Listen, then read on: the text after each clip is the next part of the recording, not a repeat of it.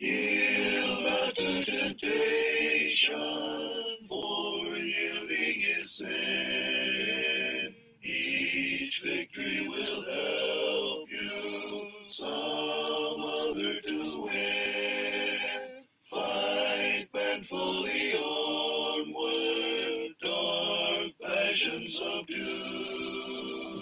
Look ever to Jesus, He'll carry you through. Ask the Savior to help you, comfort, strengthen, and keep you. He is willing to aid you. He will carry you through. Shun evil companions, bad language, disdain. God's name hold in reverence, nor take it in vain. Be thoughtful and earnest, kind-hearted and true. Look ever to Jesus, He'll carry you through. Ask the Savior to help you, comfort, strengthen, and keep you. He is willing to aid you. He will carry you through. To him that overcometh, God giveth a crown. Through faith we shall conquer, though often cast down. He who is our Savior, our strength will renew. Look ever to Jesus, He'll carry you through. Ask the Savior to help you, comfort, strengthen, and keep you. He is willing to aid you. He will carry you through.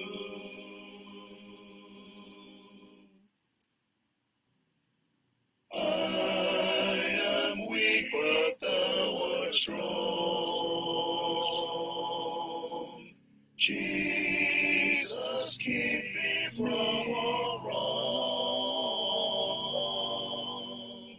I'll be satisfied as long as I walk, dear Lord, close to thee. Just a closer walk with thee. Granted, Jesus, this my place, my humble plea. Daily let it ever be.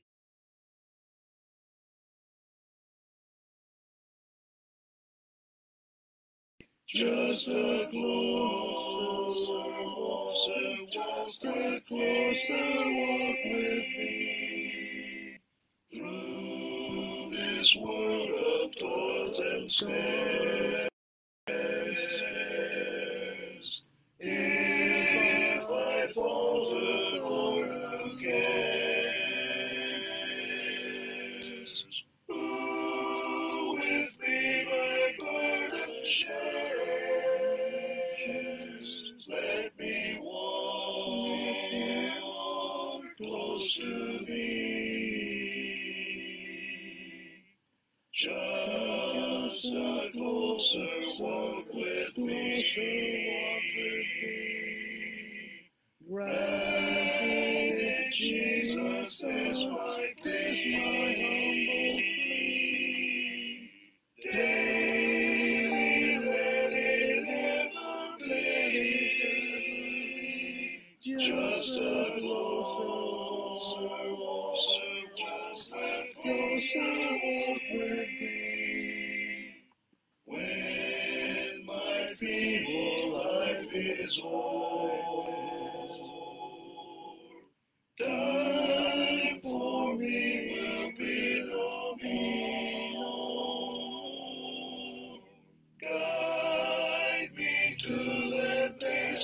shore.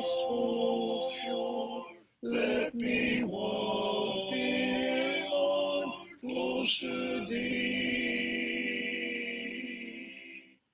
Just a closer walk with thee.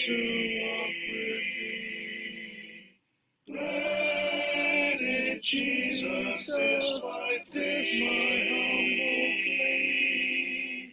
Daily let it in, oh, let it be.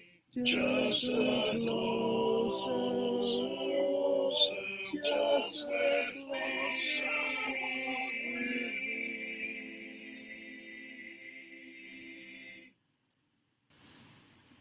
Magandang gabi mga kapatid. Tayo po, na-miss po natin Lunes ang ating Facebook Live. So, ngayon po tayo magkakaroon ng pag-aaral po sa Facebook. Dito po sa kasalukuyang palatuntunan po ng Facebook, ito po ang lahat po ng mga live videos. Ito po ay kanilang di-delete after 1 month. So kung na-miss po nyo ang ating sa ating Facebook Live, pwede po nyong i-access sa YouTube. Doon po sa Angeles City Southside Church of Christ. So ulitin ko po, Angeles City Southside Church of Christ. Yan po aming account sa YouTube.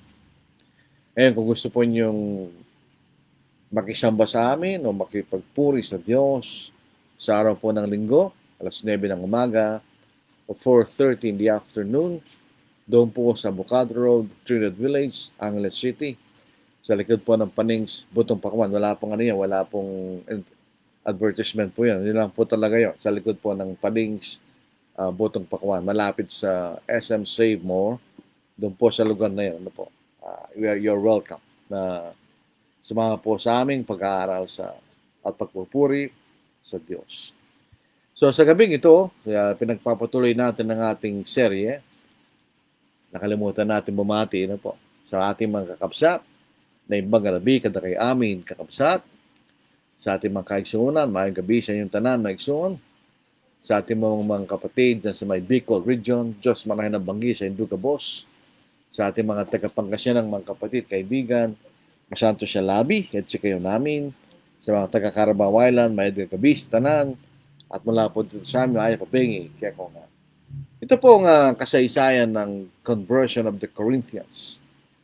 Ito po yung mababasa sa Acts chapter 18. Ano po? Acts 18. Verse 1 to verse 18. Ito po yung bahagi ng Macedonian call. Alala po natin, sa Acts 16 verse 9, may nakitang pangitain si Apostle Paul sa gabi.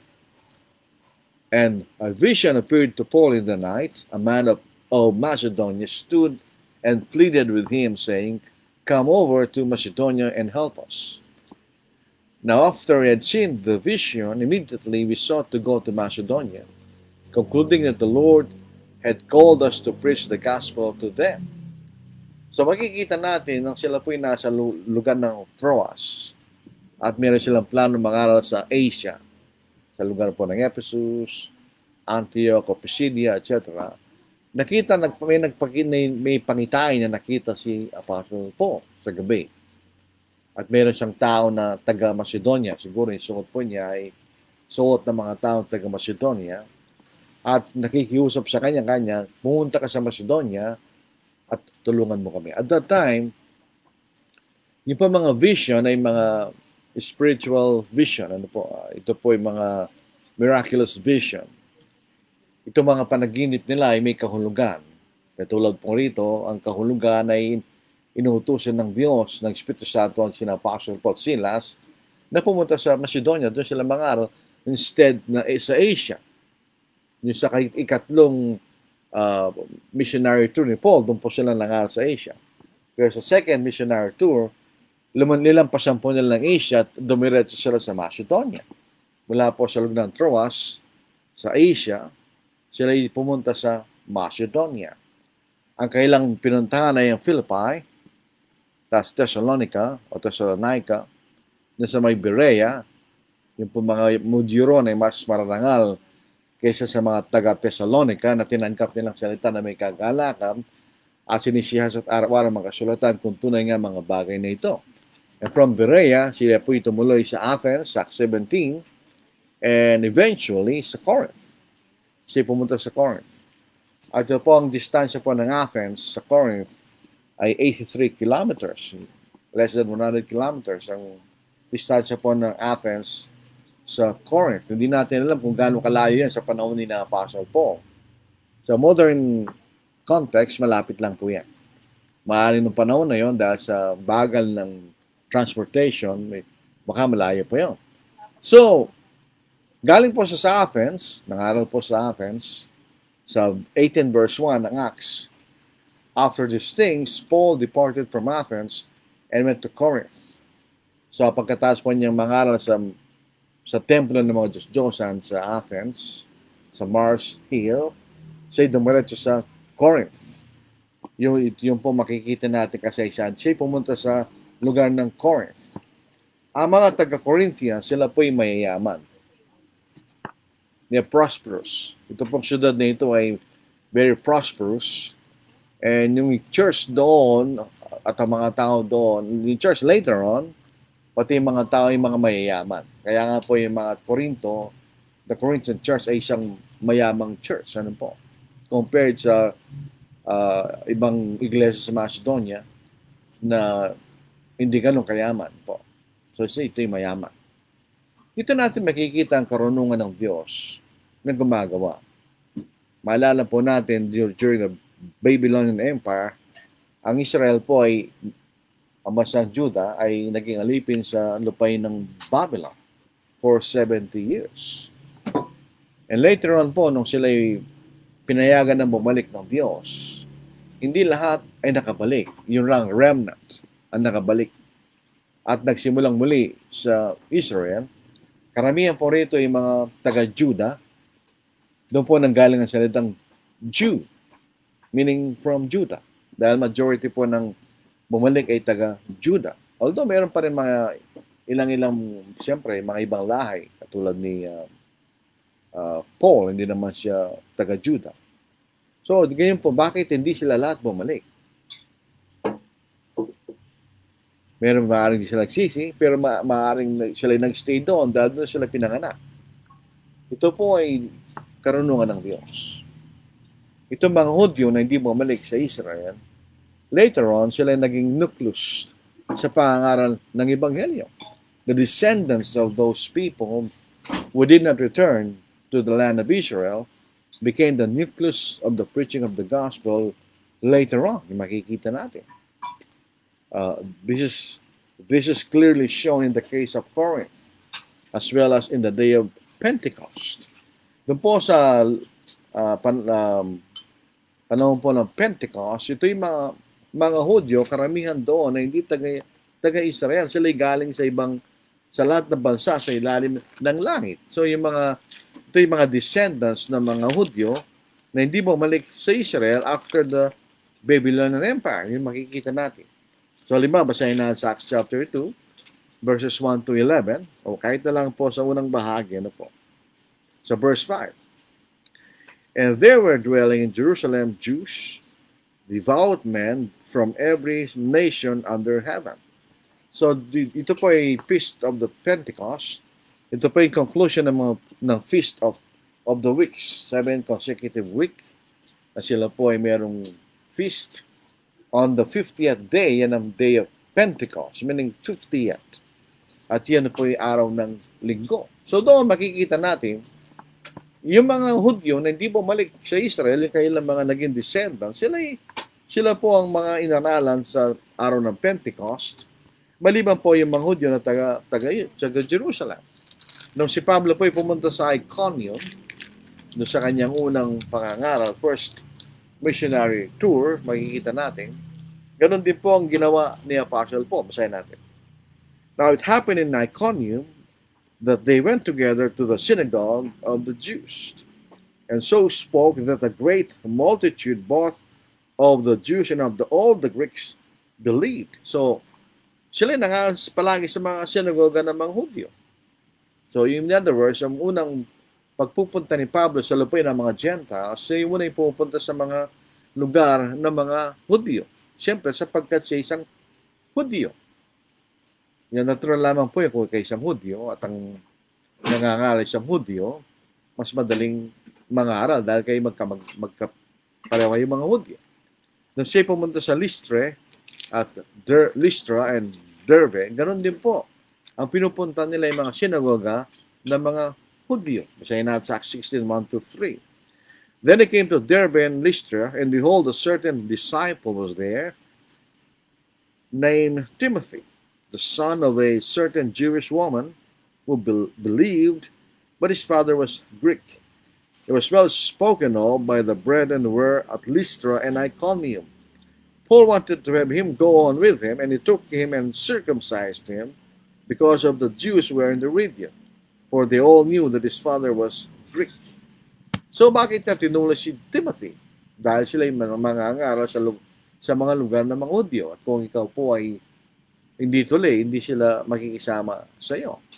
So, ganoon din po lang siya pumunta sa Corinth. Ang una niyang nakita at nakilala ay mga Hudyo. Basahin natin sa Acts chapter 18. Ano po?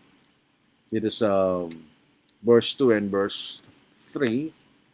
And he found a certain Jew named Aquila, born in Pontus, who had recently come from Italy with his wife Priscilla, because Claudius had commanded all the Jews to depart from Rome. Pinalaya sa lahat ng mga Hudyo sa syudad ng Rome, and he came to them. So because he was of the same trade, he stayed with them and worked, for by occupation they were tent makers. Itong dalawang tao na ito, sila yung Kristiyano.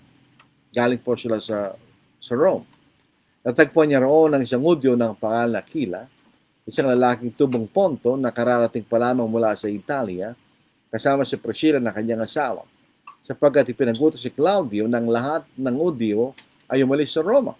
Pumunta si Pablo sa kanila at dahil ang hanap buhay nila ay tulad din sa kanila, tumuloy siya sa kanila at sila yung magkasamang trabaho para yung paggawa ng toda ang kanilang hanap buhay. Yung makikita natin. No po? So, ito yung sitwasyon doon. No? Siya po ay nakitira kay Priscilla at Aquila dahil parehong trabaho po nila. At sila yung mga Kristiyano na mga Hudyo na galing po sa Rome sapagkat pinaalis ang lahat ng mga Kristiyano sa Rome sa panahon po ni Claudius Caesar. So ito po si Pablo ay ganun din. Makikita natin siya nangaral sa sinagoga ng mga Hudyo. Dito sa verse 4. And the reason within the synagogue every Sabbath and persuaded both Jews and Greeks. Siya nakipagtalo tuwing Sabbath sa sinagoga at sinisikap na mahikayat ang mga Hudyo at mga Grego. So palagi pong ang style, bagamat si Pablo po ay apostol ng mga Hentil, pero hindi ibig sabihin na hindi siya nangangaral sa mga Hudyo. Nangangaral siya sa mga Hudyo. Nagsisimula siya mangaral sa sinagoga ng mga Hudyo at nangangaral din po siya sa mga Grego. So yun na makikita ating pattern ng pangaral ni Apostle Paul nung siya po'y naglalakbay pang mangaral. Pupunta sila una sa mga sinagoga ng mga Hudyo at later on sa mga Grego. Pero makikita natin na meron pong opposition yung mga Hudyo na hindi sumasampalataya. Dito sa verse 5, bababasa natin, nang sila Silas at Timoteo ay dumating mula sa Macedonia. So nung pumunta si Pablo sa Corinth, hindi niya kasama si Silas at Timoteo. Si Pablo ay naging abala sa pangangaral at pinatutuhanan sa mga Hudyo na ang Kristo ay si Jesus. When Silas and Timothy had come from Macedonia, Paul was compelled by the Spirit and testified to the Jews that Jesus is the Christ. Yan makikita natin. So, nung dumating po si Silas at Timoteo, si Pablo po ay naging abala sa pangaral at pinatutuhanan sa mga Hudyo na ang Kristo ay si Jesus. Tingnan po natin, bakit yan ang pangangaral ni Pablo na ituro na si Kristo ay si Jesus? Dahil ang mga Hudyo, the Jews rejected Jesus that he was the Christ, the Son of God. So, ang tamang mensahe sa kanila ay patunayan na si Jesus ay ang Kristo. Kung tayo po ang ating pagkakilala sa Panginoon na hindi po yung tunay na pagkakilala, ay hindi tayo maliligtas. Halimbawa sa John chapter 8 verse 23, sinabi niya sa kanila, kayo mga tagay-baba, ako'y tagay-taas. Kayo mga taga-sanglibutang ito, ako'y hindi taga-sanglibutang ito. Kaya't sinabi ko sa inyo na kayo mamamatay sa inyong mga kasalanan, sapagkat malibang kayo sumampalataya na ako nga, ay mamamatay kayo sa inyong mga kasalanan. So in other words, kung iba ang pagkakilala sa ating Panginoon, halimbawa kung naniniwala tayo hindi sa Diyos, ay hindi tayo po maliligtas. Di sinabi ng ating Panginoon, sapagkat malibang kayo sumampalataya na ako nga, I am, unless you believe that I am, you will die in your sins. Doon sa English, meron po sa unless you believe that I am He, pero yung salitang He ay italicized. In other words, wala po sa original yun. Yung salitang I am, ako nga, ay pangalan ng Diyos. So ito, talatang ito, pinakikilala ng ating Panginoon na siya ay Diyos, katulad ng kanyang Ama. Exodus chapter 3 verse 14, ito po ang ating mababasa. Sinabi ng Diyos kay Moises, ako ay ako nga.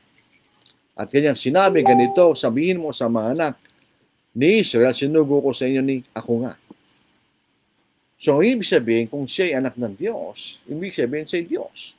Katulad ng kanyang Ama, meaning, is in his nature as God. Siya po ay Diyos.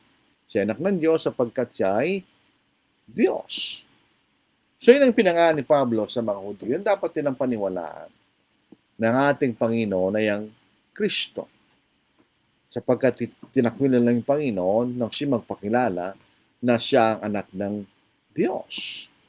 Meron po tayong mababasang was compelled by the Holy Spirit. Compelled. Minsan parang it was forced. Hindi po yun ang tamang salin. Ano po? Dito po sa New American Standard Bible, but when Silas and Timothy came down from Macedonia, Paul began devoting himself completely to the Word, solemnly testifying to the Jews that Jesus was the Christ. Siya po ay nagpatunay sa mga si Kristo ay na si Jesus ay ang Kristo. Ang ibig sabihin ng compelled by the Holy Spirit, he began devoting himself completely to the Word. Sa Tagalog, ganun din pong salin. Nang sinasilas at Timoteo dumating mula sa Macedonia, si Pablo ay naging abala sa pangangaral at pinatutuhanan sa mga Hudyo na ang Kristo ay si Jesus. Bakit po? Anong ginawa ni Silas at Timothy? Dala-dala nila ang support ni Apostle Paul galing sa mga churches of Macedonia. Basahin natin. Most probably sa Church of Philippi, dahil makikita sa Philippi na sila'y tumulong sa ating si Apostle Paul sa kanyang pangalang Ebanghelyo. Sa 2 Corinthians 11:8, I robbed other churches, taking wages from them to minister to you. And when I was present with you and in need, I was a burden to no one. For what I lacked, the brethren who came from Macedonia supplied. And in everything I kept myself from being burdensome to you, so I will keep myself. In other words, nung siya po'y nagtatrabaho kasama ni Aquila at Priscilla, wala siya ganong panahon para mangaral. Pero siya nangangaral. Pero dumating na po yung support from Macedonia, nagkaroon na siya ng buong pagkakataon na ipangaral niya ang salita. Kaya pong ibig sabihin, he was compelled by the Spirit. Pero ang mas magandang salin was, he began to devote himself completely to the Word. Dahil meron na siyang pagkakataon. Yan po ang purpose ng support. Para kayo bigyan ng pagkakataon na magkaroon ng panahon sa pangangaral without worrying about your needs. That's the essence of support. Hindi po ito paraan ng pagpapayaman. Hindi po. It is just a means to have you the full opportunity to preach the gospel. So makikita natin dito po sa lugar po ng mga Hudyo, sila po yung lumaban kay Apostle Paul sa Corinth. Sa city of Corinth, the Jews opposed Paul. Lumaban sila kay Apostle Paul. Dito sa verse 6, maliwanag po yun. Nang sila'y tumutol at lapastanganin siya, ipinagpag niya ang kanyang kasungutan at sa kailay sinabi, ang inyong dugo'y sumanyong sariling mga ulo. Ako'y malinis. Mula ngayong pupunta ko sa mga hentil. But when they opposed him and blasphemed, he shook his garments and said to them, your blood be upon your own heads. I am clean. From now on, I will go to the Gentiles. Ito po makikita natin, dahil po yung nangangaral sa mga tao about the gospel. Pero pag sila po ay talagang ayaw makinig, pabayaan na natin sila.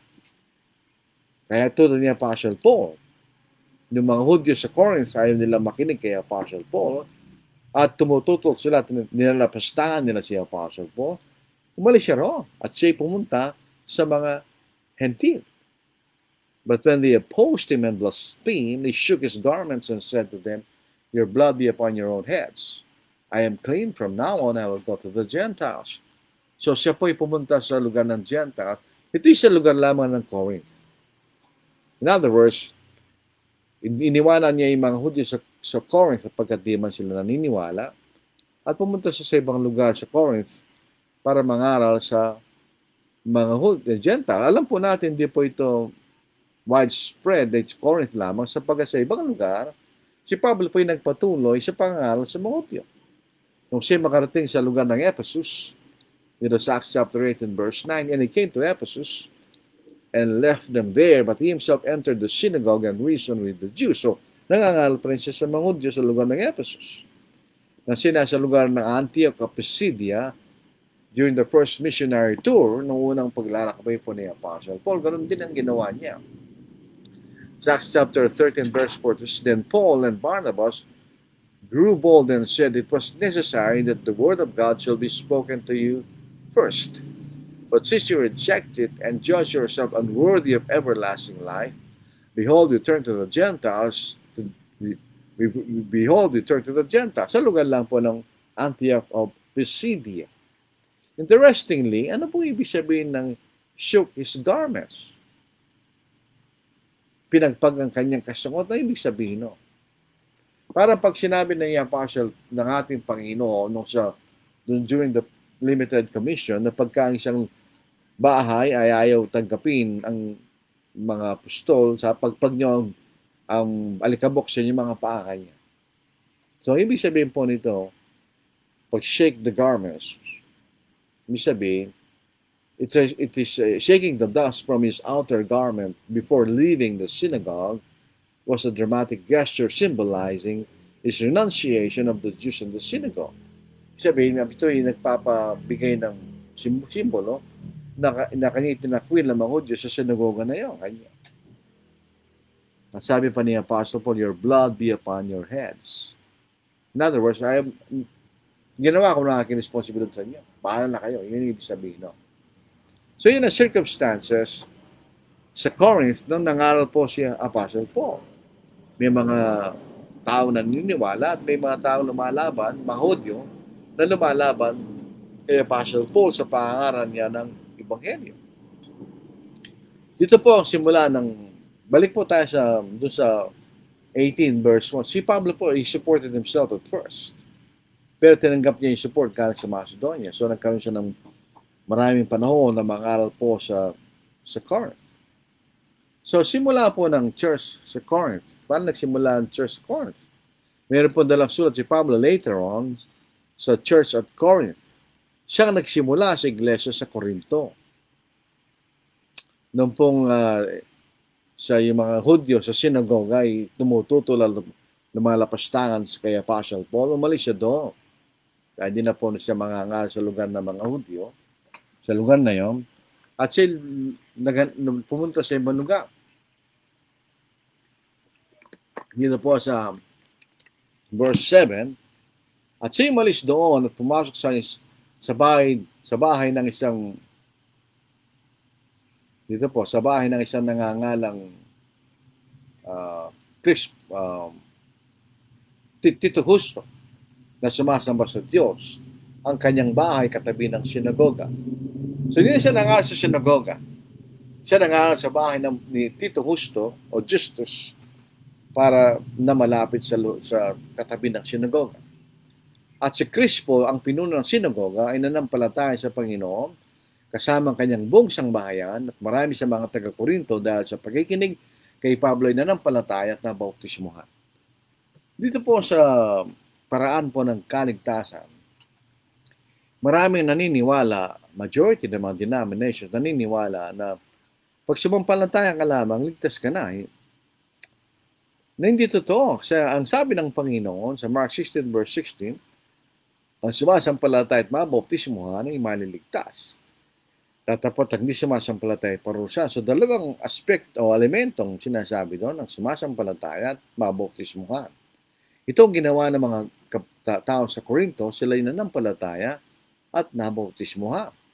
Ito po yung mga Hudyo at mga Grego, mga Gentiles. So yung church at Corinth is a mixed church, composed of Jews and Greeks. Sapagkat nung siya'y nangaral sa Corinth, nangaral po siya sa parehong mga Hudyo at mga Grego. So ito po ang simula ng iglesia sa lupain ng Corinth. Sila po ay sumampalataya at nabautismuhan. Si Crispo na pinuno ng sinagoga at yung iba pang mga tao doon ay sumampalataya at nabautismuhan, sila naligtas. Meron pong observation si Tito Justo Justus ay sumasamba sa Diyos sa sinagoga. Either siya po isang proselyte but not a complete proselyte. Siya sumasamba sa sinagoga. At si Crispus, siya po yung the chief of the synagogue. But when he became a Christian, siyempre, umalis na sa sinagoga. At si Sosthenes, ang pinaging chief ng synagogue pagkatapos po naging Kristiyano ni Crispus. Dito po makita natin si Pablo, binautismo niya si Crispus at Gaius at ang sangmahalan ni Stephanas. Doon po sa 1 Corinthians chapter 1, 14 to 16. Yung iba nabautismo, iba nagbautismo sa kanila. Dito natin makikita, the baptizer is simply an expedient. Kung mahalaga yung pananampalataya ng baptizer, dapat si Pablo lang nagbautismo sa lahat. Pero hindi. Tatlo lamang grupo ng mga tao, si Crispus, Gaius, and the household of Stephanas, ang binautismo ni Pablo. Pero in the rest of the Christians at Corinth were baptized by others. Makikita niya. Ito yung simula ng church sa Corinth. Ito po yung naging sa recipient ng dalawang sulat ni Apostle Paul. 1 and 2 Corinthians. Yun po makikita natin. So, nagsimula rito ay si Apostle Paul. Kaya nga po sa 1 Corinthians chapter 3, sinasabi niya nang nagtanim ay si Pablo, ang nagdilig ay si Apollos. Sayin po natin, ano po? Verse 5, who then is Paul and who is Apollos? But ministers through whom you believed, as the Lord gave to each one. I planted, Apollos watered, but God gave the increase. Yun po nagtatanim at nagdidilig, sabi ni Pablo sa verse 7, so neither he who plants is anything, nor he who waters, but God who gives the increase. So tayo po, wala naman tayong kwenta. Actually, tayo lang po ginagamit lang po ng Diyos na para maging mangalal tayo sa mga tao patungpang sila po ay magkaroon ng kaligtasan. So huwag tayo maging mayabang, maging mapagmataas. Kung tayo po ay nagtatagumpay sa gawain, na marami tayo nababautismuhan, that's not our credit. Ito yung credit sa Diyos. All glory belongs to God. Tayo lang po yung mga lingkod na ginagamit ng Diyos para maipangaral natin ang Ebanghelyo kasi hindi naman nagsasalita ang Diyos diretso sa langit. Ginagamit niya yung mga tao, mga mangaral, at that time, apostles, prophets, and preachers to preach the gospel so people will be saved by the gospel. So Romans 1:16, for I am not ashamed of the gospel of Christ, for it is the power of God to salvation to everyone who believes, to the Jew first and also to the Greeks. So kailangan maipangaral niya para magkaroon ng kaligtasan sa mga tao. Kaya nga ginagamit niya, meron siya mga instrumento mga tao para maipangaral ng Ebanghelyo. At yung iba naman, Pagkatapos itong may tanim, ito'y kanilang dinidilig. They edify yung iglesia. So, yun ang origin of beginning of the Church of Corinth. Ang nagsimula doon ay si Apostle Paul. Interestingly, gusto natin bigyan ng emphasis. This verse 9, now the Lord spoke to Paul in the night by vision. Do not be afraid, but speak. Do not keep silent. For I am with you, and no one else will attack you to hurt you. For I have many people in this city. Sa Tagalog, isang gabi, sinabi ng Panginoon kay Pablo, sa isang pangitain, huwag kang matakot, kundi magsalita ka at huwag kang tumahimik. Sapagkat ako'y kasama mo, walang taong gagalaw sa iyo upang saktan ka, sapagkat marami kong tao sa lungsod nito. Sabi ng Diyos, do not fear. So, pag sinimpon nyo, si Apostle Paul, katulad lang natin siya. He also experienced fear under difficult circumstances. Kung bakit si Pablo po ay came with fear and trembling, siguro po marami ito'y bunga ng context sa Corinth. Ito'y mga mayamang mga tao. So siya po ay may takot. Kaya sabi ng Diyos, huwag kang matakot kanya. Kundi magsalita ka at huwag kang tumahimik. Sapagkat ako'y kasama mo. At walang taong gagalaw sa iyo upang saktan ka kanya. So do not fear. Dito po sa 1 Corinthians chapter 2 verses 1 to 5, nakikita niyo yung takot ni Apostle Paul. I, brethren, when I came to you, did not come with excellence of speech or of wisdom declaring to you the testimony of God. For I determined not to know anything among you but except Jesus Christ and Him crucified. I was with you in weakness and fear and so much trembling, and my speech and my preaching were not with persuasive words of human wisdom, but in demonstration of the Spirit and of power, that your faith should not be in the wisdom of man, but in the power of God. Tingnan niyo rito. I was with you in weakness, in fear, and much trembling. Katulad lahat siya. When we come to a new place to preach the gospel, merong agam-agam doon. There's fear. Pero sabi ng Diyos sa kanya, huwag kang matakot kanya. Do not fear, for I am with you. Marami kong tao sa lusad na ito kanya. The reasons why Paul should not fear is Christ was with him to protect him. Providence. And also, sabi ng Diyos, ni Kristo, I have many people in this area. So there will be an abundant harvest of souls. Marami ang mga tao dito kanya na magkikinig sa iyo sa Ebanghelyo. There are many opportunities in the city for you to preach the gospel. Yun sinasabi ng ating Panginoon. Ibigyan natin ng emphasis, do not keep silent. Totoo po na sinasabi ni Solomon, there is a time to speak and there is a time not to keep silent. Pero hindi sa pangangaral ng Ebanghelyo. We cannot keep silent when it comes to preaching the gospel. We have to preach the good news of salvation. Di ba? Hindi malalaman ng mga tao ang kaligtasan kung tayo tatahimik. We have to preach. Pero ang ginagawa po ni Apostle Paul.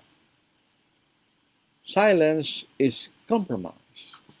When you need to speak the truth and you do not speak the truth for whatever reason, that is compromise. We are compromising. You need to speak. You need to preach the truth. Maaring pagka we are silent regarding the truth, maybe it's a symptom of fear or something else that reveals the motive of the one preaching. Kasi kung yung motive is to save souls, there is no need to be silent. Si Apostle Paul was not silent. Tignan po sa Acts chapter 20 verse 20. How I kept back nothing that was helpful. Wala siyang pinagkait na makakatulong sa kanila, but proclaimed it to you and taught you publicly and from house to house. Sa pulpito at sa bahay-bahay. Sa verse 26, therefore I testify to you this day that I am innocent of the blood of all men, for I have not shunned to declare to you the whole counsel of God. So in other words, if you're a preacher, an elder, or a teacher, and you're withholding some parts of the truth and you are silent, yun po'y kasalanan. That's compromise. You do not need to compromise. Kung ito'y katotohanan, we have to speak the truth. Sabi nga ni Jeremiah, for it is a fire in my bones. Isipin nyo kung ito'y apoy sa yung buto, mararamdaman mo. So nakikita ni urgency to speak. Kanya. Do not keep silent. Kuminsan sa mga modernong panahon, may mga kapatid that they are silent. Kahit makita sila ng maling araw, they are silent. Why? Bakit? Porque? Kaya hindi ka pwedeng maging tahimik. You have to preach the gospel in whatever circumstances. This is 2 Timothy chapter 4. Yun ang sinasabi ni Apostle Paul kay Timothy. Sayin po natin. Meron tayo gustong i-emphasize na salita kanya. 2 Timothy 4 verse 2. Preach the word. Be ready in season and out of season. Convince, rebuke, exhort, with all long suffering and teaching. Preach the word. Be ready in season. Kapag gusto makinig ng mga tao. And out of season. Kung ayaw lang makinig, preach anyway. You cannot keep silent, mga kapatid. Ito po sinasabi ng Panginoon, I have many people in this area. Ginagayad pa naman Calvinist to prove predestination. Sabi niya, I have many people in this area, so I have many predestinated people to be saved in this area. That's the Calvinistic teaching. Yun ang turo naman Calvinist, Baptist, Presbyterian, etc. Hindi na ibig sabihin, no? Kung totoo po yung personal predestination, ng iba po ay tinakdang maligtas, at yung iba ay tinakdang mapaparusahan, then nagsisinungaling mismo si Apostle Paul. Ito sa 1 Timothy chapter 2, verses 3 to 4, itong ating mababasa. Ano po? Tignan niyo, basahin natin. Ito mababasa natin. For this is good and acceptable in the sight of God our Savior, who desires all men to be saved and to come to the knowledge of the truth.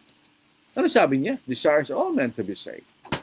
Paano yung doctrine of predestination, where it says God predestinated some men to be saved and some men to be lost eternally. The names and the numbers are fixed and they cannot be changed. Ito yung naniniwala sila the sovereign will of God cannot be changed. Pero hindi rin totoo. Walang personal predestination. What was predestinated was the plan of salvation through Christ. Yun ang predestinated. Pero hindi po yung mga tao. Tignan po niyo, Acts 10 verse 34. Ito rin po sa si Apostle Peter. Nagsisinungaling din siya kung merong predestination. Dahil ito po ang tinuro ni Apostle Paul. Then Peter opened his mouth and said, in truth, I perceive that God shows no partiality. Walang kinikilingan ng Diyos. But in every nation, whoever fears Him and works righteousness is accepted by whoever. Kahit sino. So, paano yung predestination? Predestination, makikita natin, inaalis yung free will. There's no free will at all. You cannot choose your eternal destiny. Dahil kung ikaw'y tinakdang maliligtas ng Diyos, maliligtas ka kahit anong gawin mo. Kung tinakdang mapaparusahan Diyos, mapaparusahan ka kahit anong gawin mo. Makikita natin po, hindi tama. Sa Matthew 23, verse 37, bakit ang bansang Israel ay hindi naligtas? Yung iba. Sabi ng ating Panginoon, sa Matthew chapter 23, verse 37, Now Jerusalem, Jerusalem, the one who kills the prophets and stones those who sent to her, how often I wanted to gather your children together, as a hen gathers her chicks under under her wings, but you were not willing. Ayaw niyo, kanya. If you are lost, because ayaw natin. If you are saved, it's because pinili natin maligtas. That's the element of free will. Sa mga Calvinists, there is no such element of free will. Sa verse 11, sinasabi sa atin, si Pablo po ay nanatili sa Corinth sa loob ng 1 taon at 6 na buwan, 1 year and 6 months. Verse 11. Kahit sa may pangaral ang Ebanghelyo, during the New Testament times, there was always the opposition of the Jews. Lumalaban po yung mga Hudyo. Nilalabanan nila ang effort ni Apostle Paul. Dito sa verse 12, makita natin, hanggang verse 14, when Gallio was proconsul of Achaia, Achaia po ay probinsya na kung saan nandoon ang siyudad ng Corinth, the Jews with one accord, that is the unbelieving Jews, rose up against Paul and brought him to the judgment seat, saying, this fellow persuades men to worship God contrary to the law.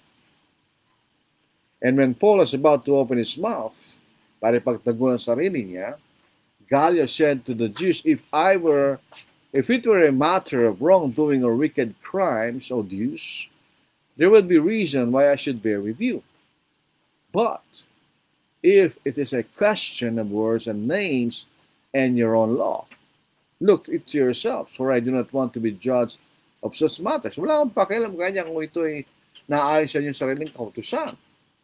Pero kung ito ay paggawa ng kasamaan, sabi niya, o maaaring ito po ay wicked o capital crimes, sige kanya, papasinin ko. So, nang ginawa sa mga Hudyo, and it drove them from the judgment seat. Then all the Greeks took Sosthenes, the ruler of the synagogue, and beat him before the judgment seat. But Gallio took no notice of these things. So, sinaktan nila yung kasalukuyang chief ng synagogue dahil hindi na po si Crispus na naging Kristiyano na. So, bakit ganon? So, makikita si Gallio ay was pantay lang siya. It was fair. Ang pinarusahan niya yung mga Hudyo. Kaya sinaktan sila. Ano po. So, ano mga important na points dito po sa Corinth? Number one, the point that when Paul began to preach at Corinth, wala po siyang financial support. Wala pang church doon to support him. Pero dumating si Silas and Timothy from Macedonia, may tulong dumating kay Apostle Paul, so was able to preach, to have a great opportunity to preach. Yun ang essence ng support.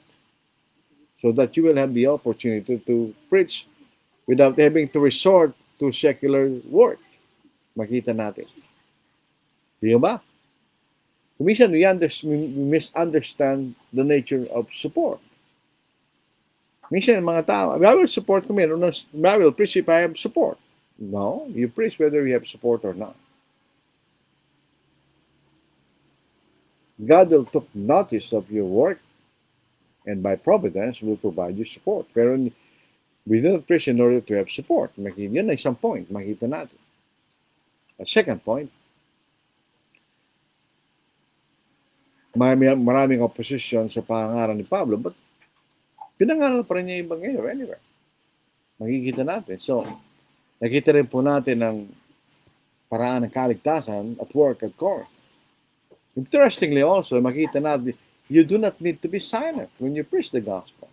When you're a preacher, you cannot be silent. You need to open your mouth and preach.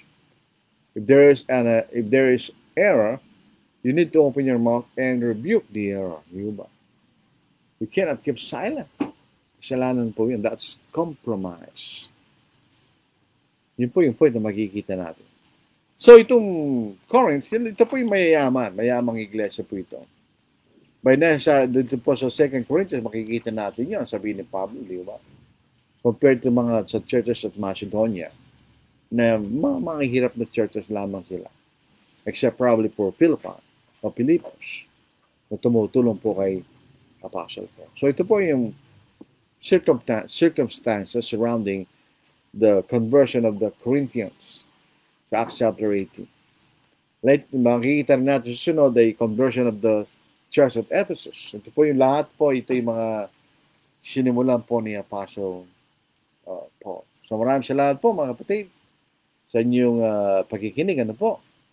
Tignan ko lang po kung meron po mga comments sa ating comment section. May kukunti po makikita dito. Okay. Aldiano Campo, good evening po. Noel Arcalas, naimbag arabi tayo amin kakabsa. Joseph Sonorho, good evening po. Liaka Colis, mapagpalang gabi, Brother Lordy. At sa mga kapatiran at sa lahat ng nanonood at nakikinig ngayon sa salita ng ating Panginoon, to God be all the glory. Si Maria Madriga Discosio, may pabingi po kapatid. Sa marunong pala magpapampangan si kapatid na Maria, alam ko Ilocano siya. Richard Dionisio, so, sinasabi lang po niya yung kung saan kayo pupunta para makita niyo ang aming YouTube channel, Angela City Southern Church of Christ. YouTube channel, www.youtube.com/forward at yung merong at Lourdes Salunga 886 8867. Yan po ang aming YouTube account. Ibanya Sonyo Sani, watching from Kamaling Tarlac.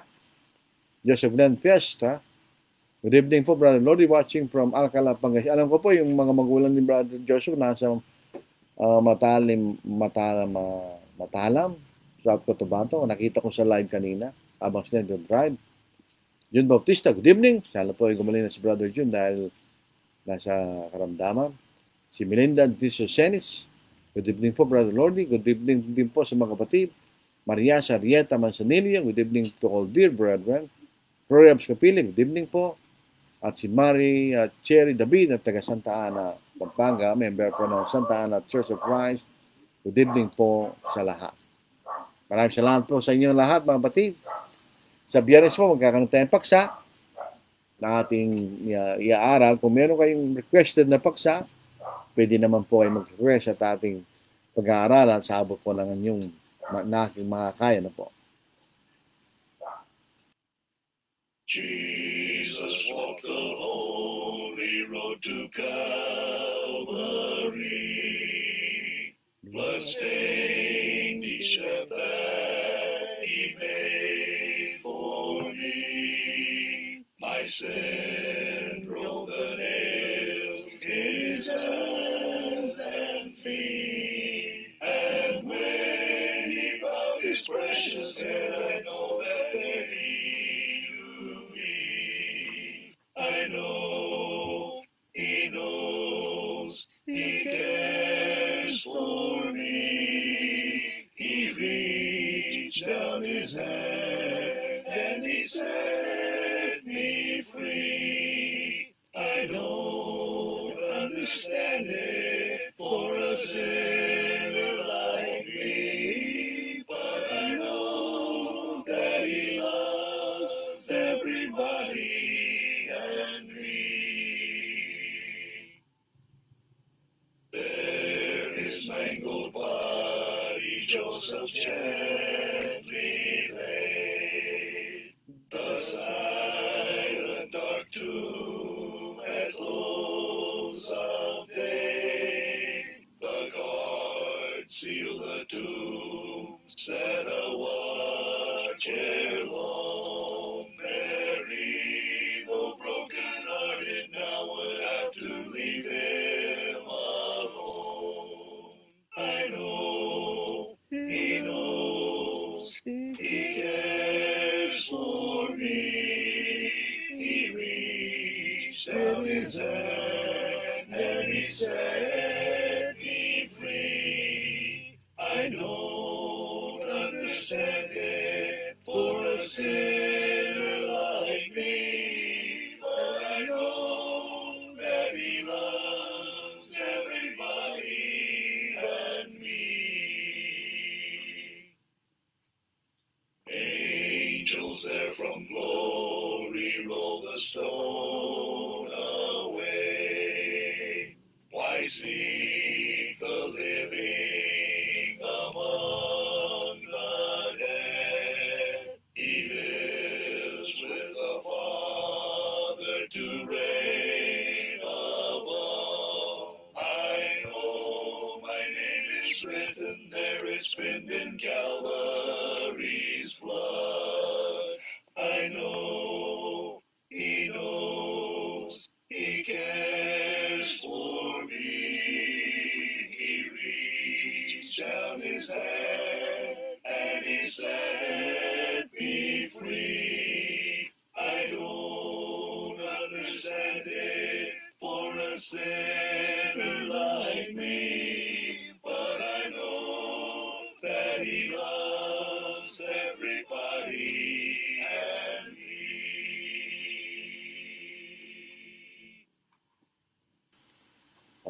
Maraming salamat po mga kapatid sa inyong pakikinig po sa panunood sa ating Facebook Live.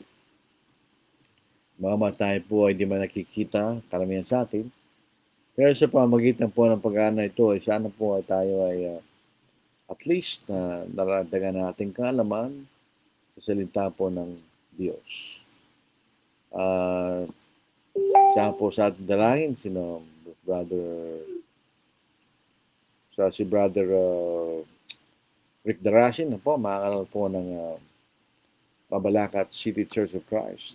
Na siya po may karamdaman, siya po ay mayroong pancreatic cancer, pero kasalukuyan po na nagagamot at nakikita namin na nagkakaroon siya ng improvement. Siya po sa panalangin. Kaya din po si Brother June Bautista na mayroon din pong konting karamdaman.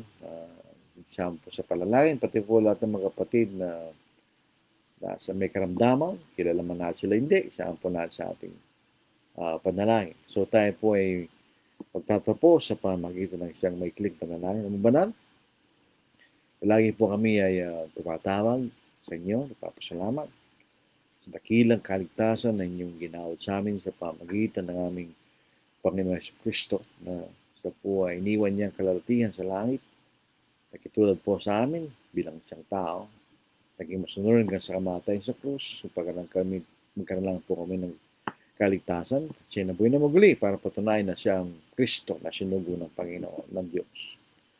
Ganun din po ang Espiritu Santo sa kanyang paglalahad ng buong katotohanan na kahit po sa buong panahon ng mga tao ay meron silang magiging access sa inyong ebanghelyo, katotohanan. Papasalamat po kami sa mga tapat ng kapatid sa bawat kongresyon na siya nagiging bibigay po sa atin ng kalakasan ng loob kung patuloy po tayo sa paglilingkod sa Panginoon. Papasalamat po tayo sa pamahalaan na siya nagiging paraan na mapanatiling kapayapaan sa ating bansa. Kung pagpatuloy po tayo sa ating pangangaral at paglilingkod sa Diyos. Ama, kami po ay humingi ng katawaran sa lahat ng mga bagay na ipagkakamali. Idalangin niyo kami na sana kami maging ligtas sa mga taong hindi tapat sa pananampalataya.